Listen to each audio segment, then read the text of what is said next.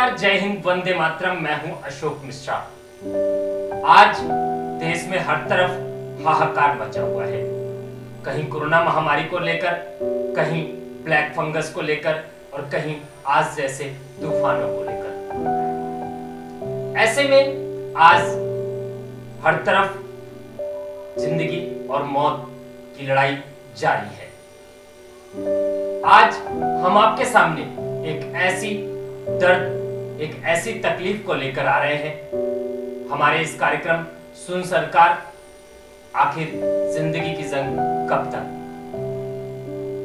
इस कार्यक्रम में हमेशा हम आपकी तकलीफों को, आपके दर्द को आप तक और आम जनमानस तक और साथ ही इस देश के जिम्मेदार सरकारों तक पहुंचाने का प्रयास करते हैं। आज इसी कड़ी में चाणक्य न्यूज इंडिया परिवार पूरे मीडिया ग्रुप से एक नन्ही सी बच्ची ने संपर्क किया और उसने हमसे अपने पिता की जिंदगी के लिए गुहार लगाई।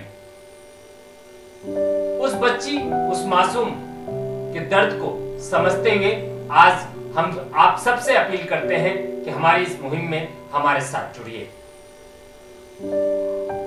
वैसे तो इस बच्ची ने मध्य प्रदेश के मुख्यमंत्री, साथ ही जितने जिम्मेदार अधिकारी हैं, उन सबको कम से कम 1000 फोन किए। हम आपको इस बच्ची के बारे में बता दें, ये बच्ची ग्वालियर से है। ग्वालियर में इसके पिता को कोरोना हुआ था। कोरोना के बाद ब्लैक फंगस का शिकार हो गए। ऑपरेशन हुआ जिसमें रेटिना, कुछ नसों पर इफेक्ट पड़ा, साथ ही जबड़े का ऑपरेशन हुआ। इसके पिता इंजेक्शन के लिए जिंदगी और मौत से लड़ते रहे। इस मासूम बच्ची ने एक वीडियो वायरल किया। उस वीडियो के माध्यम से इसने सबसे अपील की, लेकिन इसे मदद कहीं से नहीं मिली। अंत में थक हार कर प्रदेश के मुखिया शिवराज सिंह चौहान को कम से कम इसने 800 से 900 फोन किए, लेकिन कोई भी संतोषजनक जवाब नहीं मिला। पहले हम आपको दिखा देते हैं इस बच्ची का वो अपील भरा वीडियो। मेरा नाम रेनू है और मेरे पापा का नाम राजकुमार शर्मा है। वो इधर अपोलो हॉस्पिटल में एडमिट है। सर, उन्हें एडमिट हुए लगभग 8 से 9 दिन हो चुके हैं और उनकी 3 सर्जरी हो चुकी हैं, जिसमें उनकी एक जो इन्फेक्टेड एरिया था, लेफ्ट आई उनकी निकाल दी गई और फिर उसके बाद उनका जो ऊपर का जबड़ा था वो भी निकाल दिया गया सर। और डॉक्टर्स का कहना है जो उनको इंजेक्शन लगने, पहले उन्हें कोविड हुआ था, बाद में उन्हें ब्लैक फंगस हुआ था, जिसकी वजह से उनका ऐसा कंडीशन हो गई। और डॉक्टर्स का कहना है कि जब तक इंजेक्शन नहीं मिलेंगे तब तक दिक्कत हो जाएगी।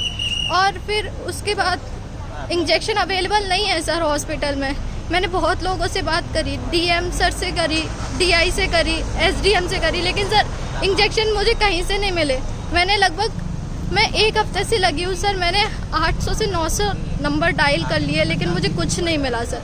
या फिर तो फ्रॉड लोग मिलते हैं, या फिर मैं आपसे क्या कहूँ सर, कहीं से हेल्प नहीं मिली। तो मैं आपसे माननीय शिवराज सिंह जी से, जो हमारे मामा जी भी हैं, माननीय सिंधिया जी से और माननीय हमारे प्रद्युमन सिंह तोमर जी से मैं रिक्वेस्ट करना चाहती हूँ कि प्लीज़ मेरे पापा की मदद कीजिए। उन्हें दिन में कम से कम 5 से 6 इंजेक्शन्स लगने हैं और अवेलेबल नहीं है सर।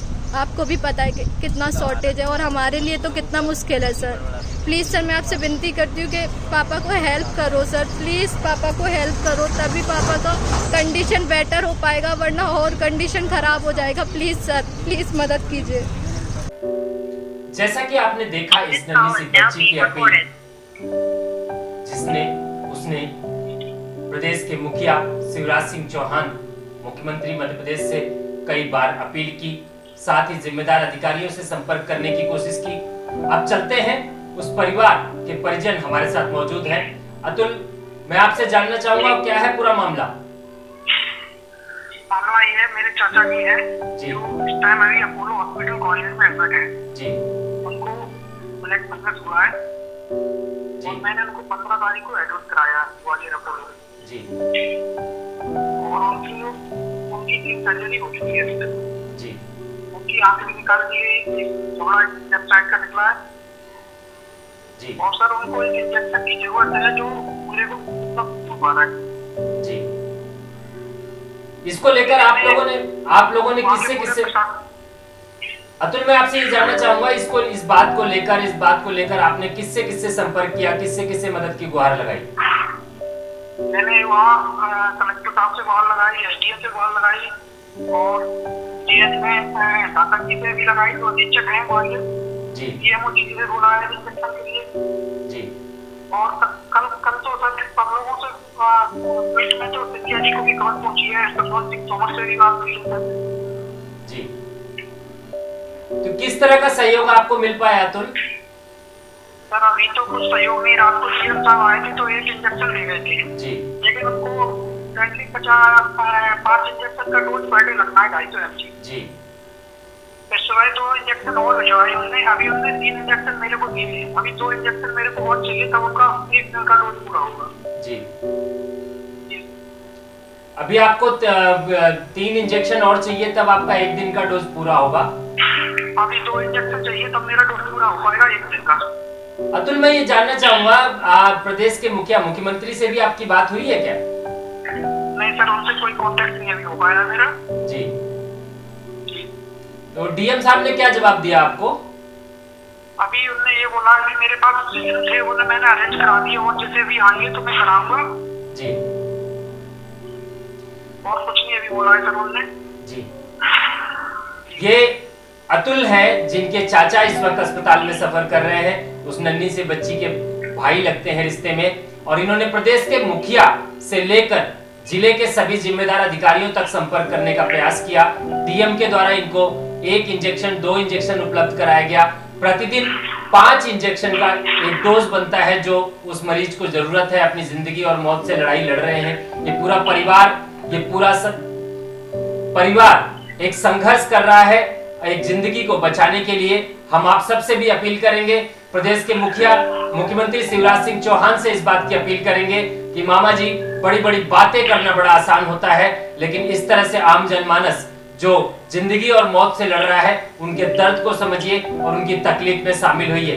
अतुल, हम सब आपके साथ हैं, हम इस बात की अपील कर रहे हैं सबसे, और जल्द से जल्द आप इस समस्या से बाहर निकलेंगे, ये हम सब आपके साथ हैं। अतुल, फिर हम आपसे संपर्क करेंगे और बातचीत करते रहेंगे। ये थे अतुल, जिनके चाचा इस वक्त अपोलो हॉस्पिटल ग्वालियर में जिंदगी और मौत से लड़ रहे हैं। अब बढ़ते हैं मध्य प्रदेश में, बात करते हैं हमारे सह संपादक जितेंद्र पांडे से। पांडे जी, जिस बच्ची का वीडियो वायरल हुआ है उसके परिजनों से हमने अभी बातचीत की। आपको ऐसा नहीं लगता कि प्रदेश के मुखिया जिस तरह की बातें करते हैं, जिस तरह के दावे कर रहे हैं इस कोरोना महामारी में आम जनमानस को सहूलियत देने की, वो सब वादे और बातें सिर्फ खोखली नजर आ रही हैं? बिल्कुल सर, जो आज कल वीडियो देखने में मुझे आया, मुझे ऐसा लग रहा है कि ये सब बातें खोखले हैं। किसी भी अस्पताल प्रबंधन या किसी भी के द्वारा किसी भी तरह की कोई व्यवस्थाएं सुचारू रूप से संचित रूप से नहीं हो पा रही। परिस्थितियों को देखते हुए जो परिस्थितियां आज उस बच्ची के साथ राजकुमार शर्मा जी के साथ घटित हो रही हैं, उन परिस्थितियों को अगर दृष्टिगत रखा जाए, वास्तविक दृष्टिकोण पर अगर उन पर नजर बनाई जाए, तो देखा जा रहा है कि अगर इस तरह के इतने बड़े बड़े अस्पतालों में इस तरह के प्रबंधन है, तो कैसे जो निम्न वर्गीय लोग हैं, जो छोटे कास्ट के लोग हैं, वो कैसे व्यवस्था अपनी कर पाएंगे जब इतने बड़े अस्पताल अपनी व्यवस्था संचित नहीं कर पा रहे हैं एक फंगस के वैक्सीन को लेकर के जद्दोजहद में लगे हुए हैं। कल जब मेरी उनके परिजनों से बात हुई तब उनके द्वारा कहा गया कि हमारे चाचा का जो है पहले कोई हड्डी निकाली गई, फिर उसके बाद आँख निकाली गई, उसके बाद जबड़ा भी उसकी सर्जरी की गई। तो ये जो परिस्थितियां देखने में आई, उसके बाद उनने उस फंगस का जो इंजेक्शन है वो अवेलेबल नहीं हो पा रहा है। तो ऐसी परिस्थितियों को देख करके तो बड़ा भयावह लग रहा है सब। जी पांडे जी, ये तो एक उदाहरण, एक मामला हमारे सामने आया है। आज इस एक मामले को देखकर, इसकी सच्चाई जानकर ऐसा महसूस होने लग गया कि पूरे मध्य प्रदेश ही नहीं, देश में अलग अलग राज्यों में भी इस तरह के हालात पैदा होंगे जिनको लेकर आम जनमानस इतना एक्टिव नहीं हो पा रहा होगा, जो सरकारों तक मामला नहीं पहुंच पा रहा है। अब मैं आपको बताऊं, मैं जब उनके परिजनों से आज बातचीत हुई। कल जिले के कलेक्टर वहां पहुंचते हैं, मात्र 1 इंजेक्शन दे के जाते हैं। आज एसडीएम साहब पहुंचते हैं, 2 इंजेक्शन और दे जाते हैं, और कुल 5 इंजेक्शन का वो डोज है जो उस मरीज को लगना है।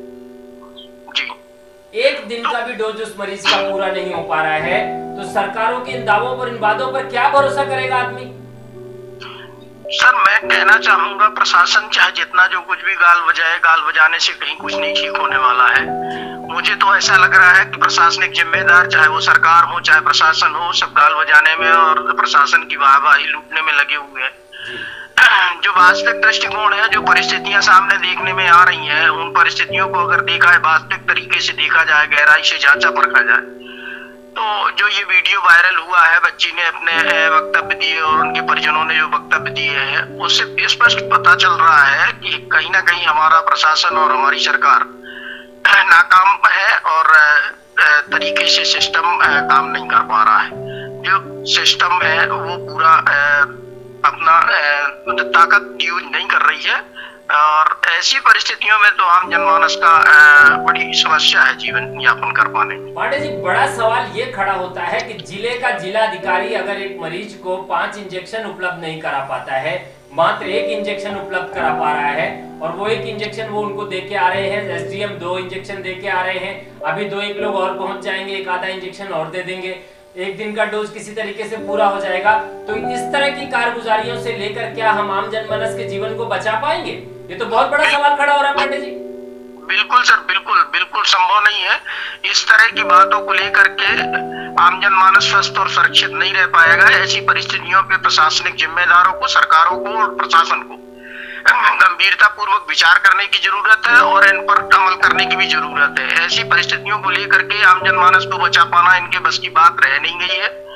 इस तरह की परिस्थितियां अगर एक कितने बड़े हॉस्पिटल में प्रोवाइड हो रही हैं, इस तरह की सुविधाएं नहीं मिल पा रही हैं मरीजों को, तो कैसे जीवन इतने लोगों का बच पाएगा?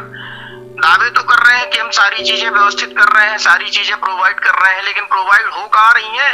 अगर परिस्थितियां सामने देखने में आ रही हैं तो आप जो वादे कर रहे हैं, दावे कर रहे हैं कि मेरी तरफ से सारी चीजें हो रही हैं, प्रशासनिक जिम्मेदार सारी चीजों में नजर बनाए हुए हैं। किस तरह की नजर बनाए हुए हैं जब एक आदमी को इस तरह की व्यवस्थाएं नहीं मिल पा रही है? एक राजकुमार शर्मा की परिस्थिति को देख करके ये चीज इस पर समझ में आ रही है। तो जब एक कहा जाए एक पेशेंट की आप व्यवस्था नहीं कर पा रहे हैं, तो बाकी जनमानस की क्या स्थिति होगी?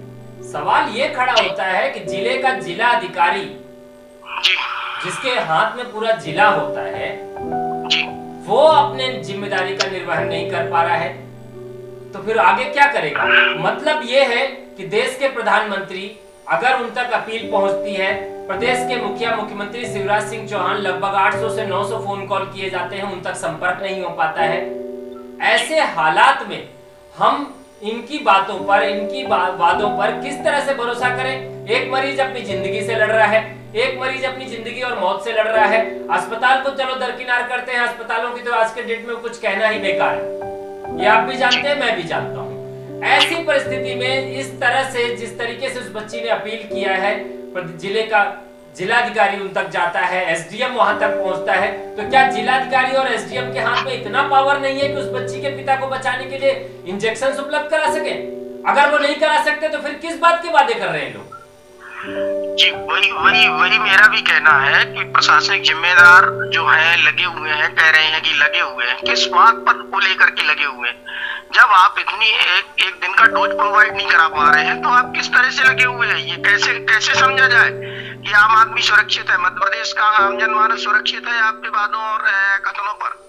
तो वही स्पष्टता समझ में आ रहा है कि कहीं ना कहीं आपकी व्यवस्थाएं जो है, आपकी जो प्रबंधन है, वो ठीक तरीके से काम नहीं कर पा रहा है।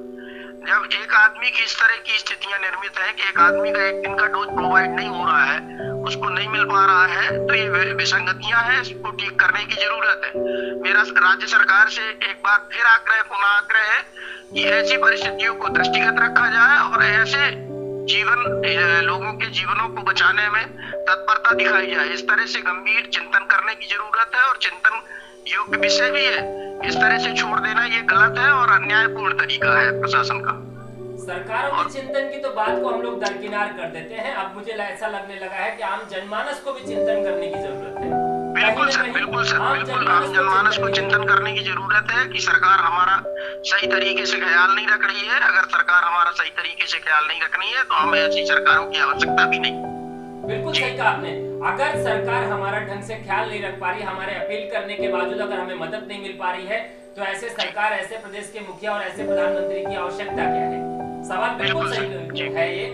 और आज मैं फिर उसी बात को दोहराता हूँ, इस नन्ही एक बच्ची ने पूरे मध्य प्रदेश के शासन और प्रशासन की पोल खोल के रख दिया है। इनके वादों, इनके दावों की बड़ी बड़ी बातों का पूरा पिटारा, जो मीठी मीठी बातें ये करते हैं, उनकी सच्चाई आज इस बच्ची के एक वीडियो ने सामने ला दिया है। आप सबसे भी अपील करूंगा, इस मुहिम में जुड़िए, उस बच्ची को सुरक्षित रखने, उसके पिता को सुरक्षित रखने में उसकी मदद कीजिए। और जहां तक हो सकता है, हम सबका ये दायित्व भी है, एक समाज में रहते हैं हम लोग, और उस समाज में रहते हुए हम सबका ये दायित्व भी बनता है कि हम इस बच्ची के दर्द में शामिल हों। और इस सिर्फ एक बच्ची नहीं, इस जैसे जितने मासूम बच्चे, इस जैसे जितने लोग जिंदगी से लड़ रहे हैं, उन सब के साथ खड़ा होना आज हमारा एक परम कर्तव्य और दायित्व बनता है। इसी को लेकर हमारा फिर वही सवाल खड़ा होता है, सुन सरकार, आखिर सांसों की जंग कब तक? पांडे जी फिर लौटेंगे, आपसे बातचीत करते रहेंगे, तब तक के लिए बहुत बहुत धन्यवाद आपका। जी धन्यवाद। आज हम उस नन्ही मासूम बच्ची के दर्द को आप सब तक पहुंचा रहे हैं। अभी हमने बात किया जितेंद्र पांडे, सह संपादक मध्य प्रदेश, उन्होंने साफ तौर से इस बात पे सवाल खड़ा किया कि किस तरह से मध्य प्रदेश की सरकार कार्य कर रही है।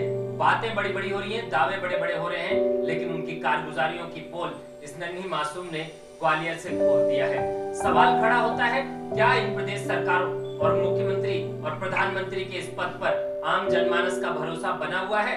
नहीं, शायद नहीं। इसी में हमसे बातचीत करने के लिए इस वक्त मौजूद है हमारे साथ अखिल भारतीय हिंदू महासभा से राष्ट्रीय महासचिव देवेंद्र पांडे जी। पांडे जी, एक बहुत बड़ा सवाल खड़ा हो गया है। ग्वालियर की एक मासूम बच्ची ने अपने पिता को बचाने के लिए प्रदेश के मुखिया को कम से कम 1000 फोन कॉल किए, उनसे संपर्क नहीं हुआ। साथ ही जिले के डीएम कल शाम पहुंचते हैं, उसके पास एक इंजेक्शन को देते हैं, एसडीएम 2 इंजेक्शन देके जाते हैं, और उसके पिताजी को इंजेक्शन देने के लिए पूरा एक डोज जो बनता है वो 5 इंजेक्शन का है, जो अभी तक पूरा नहीं हो पाया, क्योंकि हमने उस बच्ची के परिवार के परिजनों से भी हमने बातचीत की। पांडे जी, आपको ऐसा नहीं लगता कि ये बहुत बड़ा सवाल है?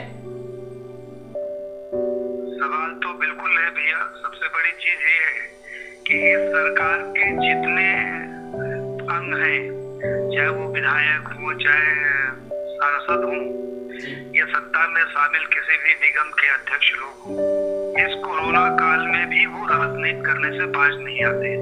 जैसा अभी आपने कहा कि ग्वालियर में एक व्यक्ति जो जिंदगी और मौत से संघर्ष कर रहा है, उसे 5 इंजेक्शन की आवश्यकता थी, जिसे किसी ने 1 दिया, किसी ने 2 दिया। अर्थात जब तक 5 इंजेक्शन नहीं हो जाते तब तक उसका डोज पूरा नहीं होता।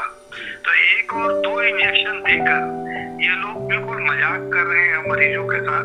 जैसा हमारे यहाँ के अभी एक सांसद महोदय है, उन्होंने साहब गवर्नमेंट के द्वारा जो यहाँ पर एम्बुलेंस दी गई, तो उस एम्बुलेंस को समर्पित करने के लिए आयोजन किया गया, और वहाँ डॉक्टर और इनको सबको खड़ा करके फोटो खिंचवाई गई और एम्बुलेंस सुपुर्द कर दी गई, जैसे अपने पिताजी के पैसे से उन्होंने खरीद के दी।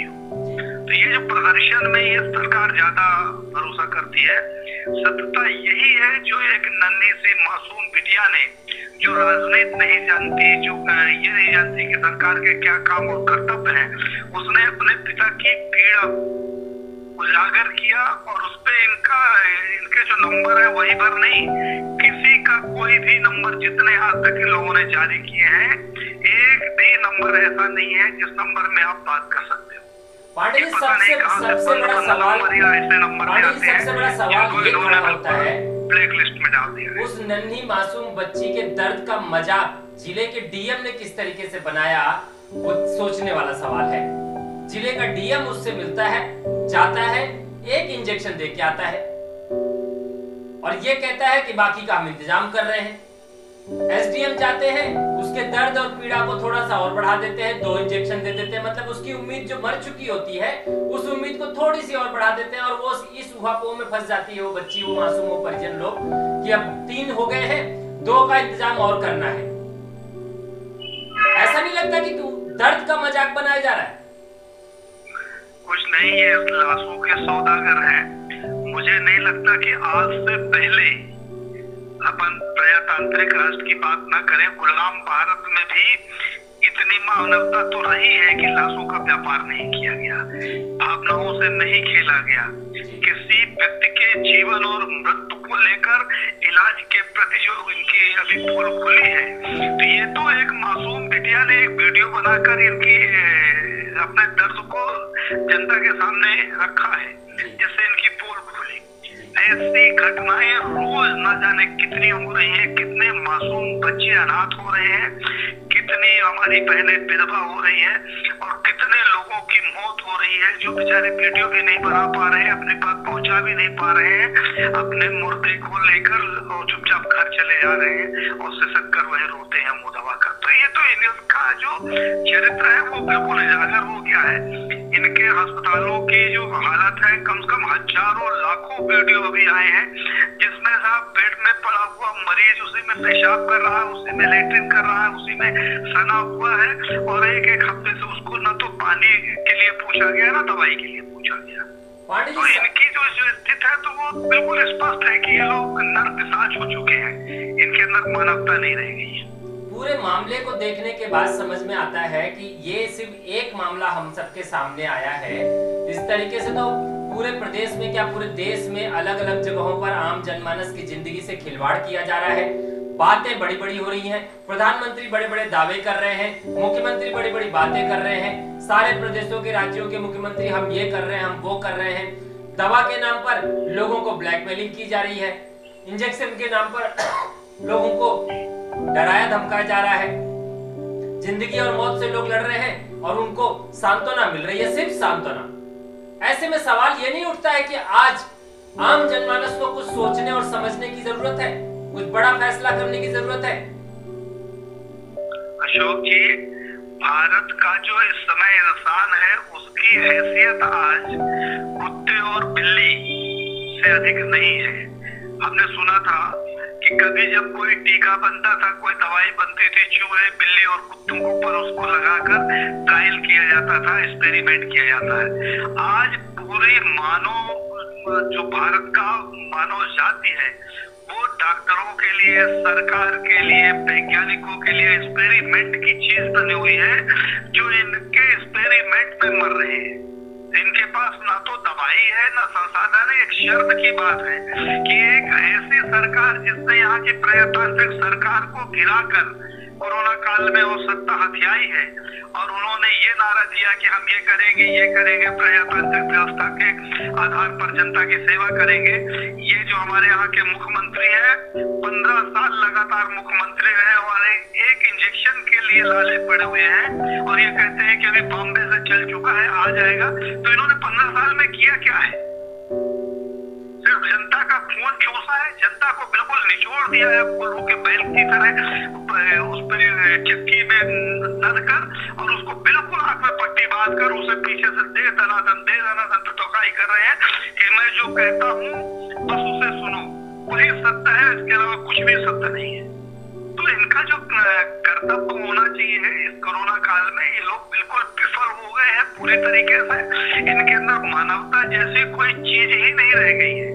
अभी हमने वो वीडियो देखा है किस तरीके से उनकी आंख निकाल दी गई और अंदर उनके मांस का मतलब पूरी खोपड़ी खाली दिख रही है अंदर, जिसे हमें देखकर तकलीफ होती, हम देख नहीं पा रहे जी। पांडे जी, आप पे भी एक्सपेरिमेंट कर दिया आपने, एक व्यक्ति की आंख निकाल दी, उसका जेबड़ा काट दिया, आपके पास इलाज नहीं है, उसको मजाक बना दिया आपने। क्यों काट दिया था? जब आपके पास दवाई नहीं थी, इंजेक्शन नहीं था और आप जानते थे कि इंजेक्शन देना पड़ेगा, तो किसने कहा था कि आप उसका ऑपरेशन करिए? ये लोग तो मानव के साथ कसाई जैसा काम कर रहे हैं। काट दो, चीर दो, फाड़ दो, मार दो, क्या होगा? मौत से खेलना तो इनकी आदत बन गई है आज।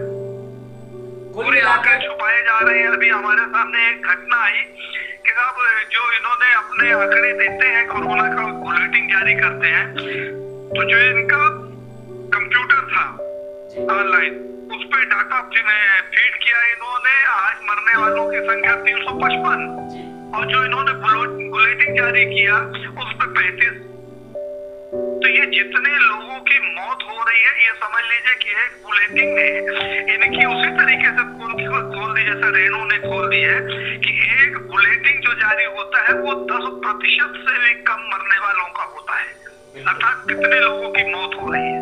आज लोगों का विश्वास उठ गया है, दवाई से उठ गया, सरकार से उठ गया, डॉक्टरों से उठ गया, इनकी व्यवस्था से उठ गया।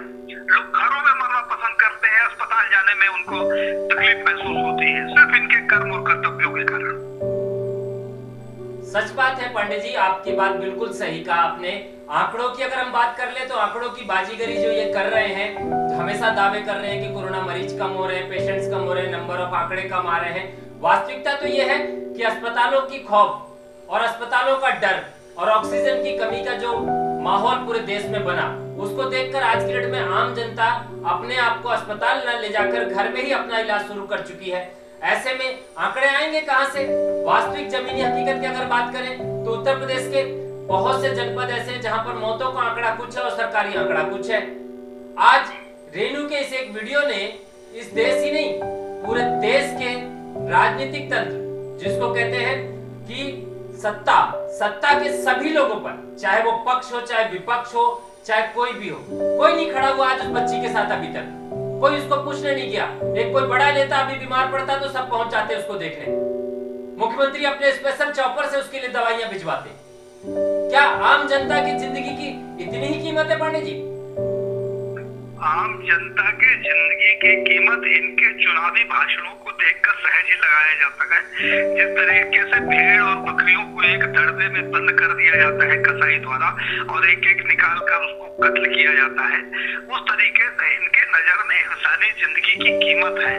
मैंने हजारों वीडियो देखा है जिसमें से इनके बड़े बड़े नेता हैं, अमित शाह जैसे और शिवराज सिंह चौहान जैसे, जिन्होंने लाखों की भीड़ के बीच में मास्क नहीं लगाया हुआ है। इनको छींक नहीं आती, इनको कोरोना नहीं होता, ये उससे ग्रसित नहीं होते। और एक साधारण सा व्यक्ति जो कोरोना से ग्रसित होता है उसका इलाज नहीं होता, उसकी मौत सुनिश्चित है। तो एक बात तो बिल्कुल 100% स्पष्ट हो चुकी है कि इन्होंने भारत की जनता को गाजर मूली की तरह से समझ रखा है कि जिसको जब आवश्यकता हो काट दो और खत्म कर दो। कोई बोलने वाला नहीं, कोई आवाज उठाने वाला नहीं है। कौन उठाएगा? एक सीधी सी बात है अशोक जी कि भारत का मीडिया, क्या रेणु की आवाज छोटी सी आवाज है? उस लड़की ने जितना बड़ा साहस किया है, निश्चित तौर पर वो धन्यवाद की पात्र है बिटिया। भले उसने मजबूरी में या पिता की पीड़ा को लेकर वो वीडियो जारी किया हो, लेकिन कहाँ गया साहब देश का मीडिया? क्यों उसको लकवा लग गया? क्यों उसने कटघरे में नहीं खड़ा किया देश के प्रधानमंत्री और मुख्यमंत्री को? अगर अशोक जी जैसे लोग स्ट्रगल करके और अपने छोटे से चैनल चलाकर जनता के बीच में ये बातें न पहुंचाए तो ये बातें पहुंचती ही नहीं है। और निश्चित तौर पर मुझे तो ये खतरा महसूस हो रहा अशोक कि आप जैसे संघर्षशील व्यक्ति जो चाणक्य न्यूज को चलाकर और बड़ी दमदारी से इस तरीके की बातों को उजागर करते हैं, मुझे नहीं लगता कि सरकार बहुत दिन तक आपका ये सिस्टम चलने देगी। सिस्टम की जहाँ तक बात है पंडित जी, सिस्टम की जहाँ तक बात है, दिन हो गया तो दिन और जब बोले रात हो गई तो रात। तो स्थिति बहुत खराब है भारत की। भारत में प्रजातंत्र जैसी चीज खत्म हो गई, मानवता खत्म हो गई, चिंतन खत्म हो गया, चिंताएं खत्म हो गई। ताली और थाली पिटवाने वाली सरकार, जिसके कहने पे पूरे राष्ट्र में ताली और थाली पीटी थी, आज वो गाली दे रहे हैं उस सरकार को, क्योंकि उनकी कथनी और करनी उजागर हो गई है। सरकार के लिए शर्म की बात है, डूब मरने की बात है और नैतिकता की बात करने का इनको अधिकार नहीं है। अगर इनके अंदर नैतिकता होती तो इनको ये कहते हुए त्याग पत्र दे देना चाहिए कि भैया मेरे बूते की बात नहीं है, मैं नहीं संभाल पा रहा हूँ। जनता जाने और जनता का काम जाने, क्योंकि डायरेक्ट तो यही हो रहा ना। त्याग पत्र की अगर बात करें पंडित जी, पहले एक छोटा सा ट्रेन एक्सीडेंट हो जाता था तो उस पद का जो मंत्री होता था, रेलवे मंत्री होता था, वो अपने पद से इस्तीफा दे देता था। कोई छोटी सा आक्षेप लगता था तो अपना राजनीतिक धर्म समझकर उस पद से लोग राजनीति से त्याग पत्र कर देते थे। आज तो बेशर्मी की इतनी हद हो चुकी है कि आरोप पे आरोप लगते रहे और मुस्कुराते हुए हम अपने पद पे बैठे रहे। तो त्याग पत्र की तो आज की डेट में कोई मर्यादा ही नहीं रह गई, उसकी तो बात ही हम ना करें। सवाल ये उठता है, जहां भी आपने सवाल खड़ा किया कि मीडिया के दबाव के ऊपर, वास्तव में दबाव हम जैसों पर भी है, हम छोटे या चाहे बड़े हों, दबाव हम जैसों पर भी है। लेकिन वास्तविकता यह है कि आज तक अपने जीवन में पत्रकारिता के सिवा कभी कुछ किया नहीं, और जब तक जिंदा है तब तक पत्रकारिता करते रहेंगे, चाहे उसके लिए हमें सरकार दबाव बनाए, चाहे कोई दबाव बनाए। अब सवाल उठता है रेणु का। रेणु के उस मासूम बच्ची ने जो कदम उठाया है, हम पूरा चाणक्य मीडिया ग्रुप उस बच्ची के इस कदम को सलाम करते हैं, उसके जज्बे को सलाम करते हैं, और आप सबसे इस बात की अपील करते हैं, उस मासूम बच्ची को हौसले को बढ़ाइए, जुड़िए हमारे साथ और उस बच्चे के हौसले को बढ़ाइए। पांडे जी, आखिरी आपसे एक सवाल। आपने इतने वर्षों से देश की राजनीति, देश के समाज में हर वर्ग को, हर पहलू को आपने बड़े करीब से देखा है। आज जो हालात और परिस्थितियां पैदा हुई हैं, ये क्या इमरजेंसी से कम है? इमरजेंसी तो एक टाइम पीरियड के लिए हुआ था। अभी अशोक जी, एक छोटी सी बात मैं कहना चाहूंगा कि भारत की पहली ऐसी सरकार है जो व्यापारियों की और प्रोडक्ट की दलाली करती है। इस बात को कहने में मुझे तकलीफ नहीं है। अभी हाल ही में हमारे एक परिचित है, कल मुलाकात हुई तो उन्होंने बताया कि भाई साहब 5G मोबाइल लॉन्च हो गया। हमने कहा कितने का है? बोला उन्होंने बताया कि जो अभी उसके शुरुआती दौर पे है, सबसे कम मोबाइल की कीमत 22,800 रुपया है। सब 2G आया तो 3G आया तो 2G बंद हो गया, 4G आया तो 3G बंद हो गया, अब 5G आया तो 4G के सारे मोबाइल आप कूड़ेदान में फेंक दीजिए, क्योंकि सरकार अब आपके नेटवर्क को कवरेज एरिया के बाहर कर देगी, आपके मोबाइल नहीं लगेंगे और आपको अपना मोबाइल 20,000 25,000 का कूड़ेदान में डालिए, क्योंकि सरकार चाहती है कि आप उसकी उन कंपनियों का मोबाइल खरीदिए, अपने पैसे से, अपने कर्जा लेके खरीदिए, चाहे जैसे लीजिए, जिन कंपनियों से वो चंदा खाती है और जिनके लिए वो काम करती है। स्थिति ये है भाई साहब कि ये दलालों की सरकार है, यहाँ दलाली की जाती है और दलाली के आधार पर ये पूरे राष्ट्र का संचालन कर रहे हैं। कहीं भी इनके अंदर राष्ट्रीयता जैसी कोई चीज 1% भी नहीं बची हुई है। जहाँ तक दवाई की बात है, वो आपसे चर्चा हुई, आप लोग तो हमसे ज्यादा देख रहे हैं, राजधानी में बैठे हुए हैं। रेणु के मैटर में जब मुझे जानकारी मिली तो मैंने ज्योतिरादित्य सिंधिया का नंबर प्राप्त किया। ज्योतिरादित्य सिंधिया को कम से कम 40 बार फोन लगा चुका, उनका मोबाइल नहीं उठता, और वोट चाहिए होता है तो साहब 2 बजे रात ये लोग फोन करते हैं कि कैसे है, तबीयत ठीक है आपकी, कोई जरूरत तो नहीं है। तो ऐसे लोगों की तो मान्यता खत्म होनी चाहिए राजनीति में। जो लोग नरसंहार करने में जुटे हुए हैं, जो जनता का शोषण कर रहे हैं, इन लोगों को जनप्रतिनिधि होने पर शर्म आनी चाहिए। ऐसे लोगों को तो जनता उखाड़ के फेंक दे और दोबारा कभी मौका नहीं मिलना चाहिए। इसीलिए तो आज भी पुराने लोग कहते हैं कि इस तरीके की आजादी से तो वो अंग्रेजों की गुलामी अच्छी थी, जहाँ कम से कम भोजन पानी की व्यवस्था तो व्यवस्थित थी, दवाई के अभाव में तो लोग नहीं मरते थे, गद्दारी तो नहीं थी, घूसखोरी तो नहीं थी। आज तो सिर्फ घूसखोरों का, दलालों का युग है साहब। सत्ता में बैठे हुए लोग पैसे वालों की और उद्योगपतियों की दलाली करते हैं। एक देश का प्रधानमंत्री, ये शर्म की बात है, मोदी मोदी मोदी लोग चिल्लाते हैं। मोदी से ज्यादा वाहियात शब्द मैं यूज करता हूँ, कोई भी देश में आज तक प्रधानमंत्री नहीं हुआ। जिस व्यक्ति ने दवाई की 3 कीमतें निर्धारित की कि अगर भारत सरकार एक वैक्सीन खरीदती है तो 150 रुपए में, स्टेट गवर्नमेंट खरीदती है तो 300 रुपए में, और आम पब्लिक या प्राइवेट हॉस्पिटल खरीदते हैं तो 1200 रुपए में। कैसे हो सकता है साहब? भारत को 3 टुकड़ों में आपने विभाजित कर दिया, वैक्सीन एक, उसके दाम 3। कैसे? एक बात स्पष्ट होती है कि आप उस मेडिसिन कंपनी को अरबों रुपया कमाने में लगे हुए हैं। ऐसे सरकारों से अगर अपन उम्मीद करते हैं तो अपन अपने आप को धोखा दे रहे हैं। ये सरकारें कुछ भी नहीं करेंगी। ये तो इनके ऊपर सैकड़ों आरोप लग चुके हैं, हजारों आरोप लग चुके हैं कि इन्होंने किडनी चुराया है, आंख चुराया है, गुर्दा चुराया है और लाशें नहीं दी। आज क्यों लाशें दे रहे हैं? आज क्यों लाशें दे रहे हैं? कल तक तो लाशें नहीं दे रहे थे, कल तो पन्नी में पैक करके और टेप लगा कर दे रहे थे। आज बुला के लाश दे रहे हो कि ले जाओ, क्योंकि आज आपका टारगेट पूरा हो गया, गुर्दे का, आंखों का और किडनी का। तो इस तरीके के सरकारों के ऊपर से तो जनता का 100% प्रतिशत भरोसा उठ गया है। और निश्चित तौर पर आज जो रेणु ने कदम उठाया, उसके हर स्थिति में, हर विपत्ति में हम सब लोग पूरी ताकत से उसके साथ खड़े हुए हैं। अगर जरूरत पड़ेगी तो हम ग्वालियर भी जाएंगे और जो भी आवश्यकता पड़ेगी उसके लिए संघर्ष करेंगे। बिल्कुल पांडे जी, एक सवाल खड़ा होता है इस चर्चा से, पूरी चर्चा से। आज जिस तरह से देश के प्रधानमंत्री, प्रदेश के मुखिया, सब पर से आम जनमानस के भरोसा टूटता जा रहा है, ऐसे में हम और आप सब मिलकर देश की सर्वोच्च अदालत से इस बात की अपील करते हैं कि उन सभी लोगों के पीछे एक जांच हो, जांच करवाई जाए सुप्रीम कोर्ट के माध्यम से, और इन जैसे नेताओं, भ्रष्ट नेताओं जिन्होंने आम जनमानस के जीवन के साथ खिलवाड़ किया है, उन पे देशद्रोह का मुकदमा चलाकर सख्त से सख्त कार्रवाई की आम जनता आज अपील करती है। ऐसा नहीं लगता पांडे जी, ये अपील पूरी तरह से होनी चाहिए और ऐसा होना भी चाहिए? अपील तो होनी चाहिए, 100% प्रयास होने चाहिए। आज न्यायालय के ऊपर टिप्पणी करनी नहीं चाहिए। न्यायालय साहब कभी कभी संज्ञान में ले लेता है किसी बात को कि उसने छींक क्यों दिया साहब, उसने गलत रोड पे साइकिल पार्क क्यों कर दी।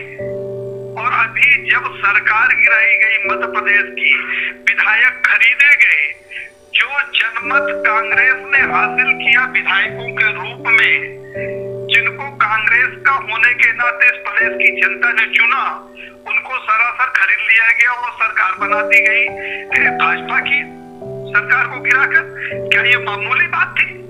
उन विधायकों की मान्यता क्यों नहीं खत्म हुई हमेशा के लिए, आजीवन के लिए? उनको ब्लैक लिस्टेड क्यों नहीं किया गया कि ऐसा व्यक्ति जिसने जनता के साथ धोखाधड़ी की और ऐसे लोग जिन्होंने चुने हुए विधायकों को खरीद कर बरगला कर सरकार गिराई और बनाई, ऐसे लोगों को बिल्कुल राजनीति से बाहर कर दिया जाए। तो सरकार की जो स्थिति है, अगर न्यायालय इतना निष्पक्षता से काम करता तो निश्चित तौर पर आज न्यायालय का दरवाजा खटखटाने लोग चले जाते। न्यायालय में आज अपील करिए साहब तो 10 साल बाद उसके फैसले होते हैं और 10 साल में फैसला सुनने वाला व्यक्ति जीवित नहीं रहता। बहुत से लोग मर जाते हैं और अपने जीवन से हाथ धो बैठते हैं। तो जब न्यायालय छोटी छोटी सी बातों में संज्ञान लेता है तो पहले तो इस तरीके की घटनाओं पर संज्ञान लेना चाहिए ना, क्योंकि प्रजातांत्रिक राष्ट्र और यहाँ प्रजातंत्र की हत्या हो रही है, तब न्यायालय खामोश है। तो किस न्यायालय से अपन उम्मीद करें? जी बिल्कुल, आपका सवाल बिल्कुल अपनी जगह जायज है, लेकिन कहीं ना कहीं एक उम्मीद तो हम सबको जोड़नी पड़ेगी। न्यायालय के काम पर सवाल खड़ा करने का अधिकार हम सब पर नहीं है, लेकिन फिर भी कुछ ना कुछ सवाल तो उत्पन्न होते ही हैं। फिर भी हम इस बात की अपील करेंगे कि आज देश की सर्वोच्च न्यायालय को ये जरूरत है, इस बात को नजरअंदाज न करते हुए, इस बात को गंभीरता से लेते हुए कि कहीं ना कहीं आम जनमानस एक आखिरी उम्मीद न्यायालय से लगाता है, और सर्वोच्च न्यायालय से एक आखिरी उम्मीद है कि जिस तरह से आम जनता की जीवन से खिलवाड़ किया जा रहा है, जिस तरह से आम जनमानस के जिंदगी और मौत को सौदा किया जा रहा है, बेचा जा रहा है, कहीं इंजेक्शन को लेकर, कहीं ऑक्सीजन को लेकर, कहीं उसके शरीर को लेकर, कहीं लाशों को लेकर। ऐसे में न्यायालय का एक बहुत बड़ा दायित्व आज बन चुका है कि वो देखे और इस मामलों को गंभीरता से ले। पांडे जी, हमसे बातचीत करने के लिए बहुत बहुत धन्यवाद आपका, और हम आपसे भी अपील करेंगे कि उस नन्ही सी बच्ची को जहां तक हो सके हम सब मिलकर एक सहयोग प्रदान करें ताकि उसके पिता के जीवन को बचाया जा सके। बहुत बहुत धन्यवाद पांडे जी आपका। हर परिस्थिति में हम उस बच्ची के साथ हैं, उसके पिता के साथ हैं। जरूरत पड़ेगी तो हम लोग ग्वालियर भी जाएंगे और जिस तरीके की आवश्यकता होगी बिल्कुल हर स्थिति और हर परिस्थिति में हम लोग साथ में हैं। बहुत बहुत धन्यवाद पांडे जी आपका। जय हिंद। ये थे देवेंद्र पांडे जी, राष्ट्रीय महासचिव अखिल भारत हिंदू महासभा से, जो रेणु के दर्द को लेकर हमसे बातचीत कर रहे थे। बहुत से सवाल उन्होंने खड़ा किए इस देश के मुखिया, प्रधानमंत्री, मुख्यमंत्री, इन सब के कारगुजारियों पर और शासन प्रशासन की कारगुजारियों पर और आज के हालात पर। साथ ही सर्वोच्च न्यायालय से इस बात की अपील की जाती है कि इस मामले को संज्ञान में लेते हुए जल्द से जल्द उस मासूम बच्ची के दर्द को समझते हुए उसके पिता को बचाने में उसका सहयोग करें। हम आपसे फिर इस बात की अपील करेंगे, हमारी इस मुहिम में हमारे साथ जुड़िए, उस रेणु की मासूम, उस बिटिया के दर्द को अपना दर्द समझते हुए उसके साथ जुड़िए ताकि उसके पिता के जीवन को बचाया जा सके। साथ ही हम आप सबसे इस बात को कहेंगे कि देश में कहीं भी, किसी भी राज्य में, किसी भी जिले में, किसी भी जनपद में, किसी भी मासूम बच्चे के साथ, किसी भी इंसान के साथ अगर इस तरह की कोई कारगुजारी घटना घट रही हो तो हमें अवगत कराएं, हम बनेंगे आपकी आवाज और आपके दर्द में हम जरूर शामिल होंगे, ये हमारा आपसे वादा है। एक आखिरी सवाल, सुन सरकार, आखिर सांसों की जंग कब तक? हमारा मोबाइल नंबर है 9643761495। इस नंबर पर आप हमसे संपर्क कर सकते हैं, साथ ही हमें व्हाट्सएप पे अपना मैसेज भेज सकते हैं। जुड़ते रहिए हमारी इस मुहिम में और देखते रहिए सुन सरकार, सांसों की जंग आखिर कब तक। जय हिंद, वंदे मातरम।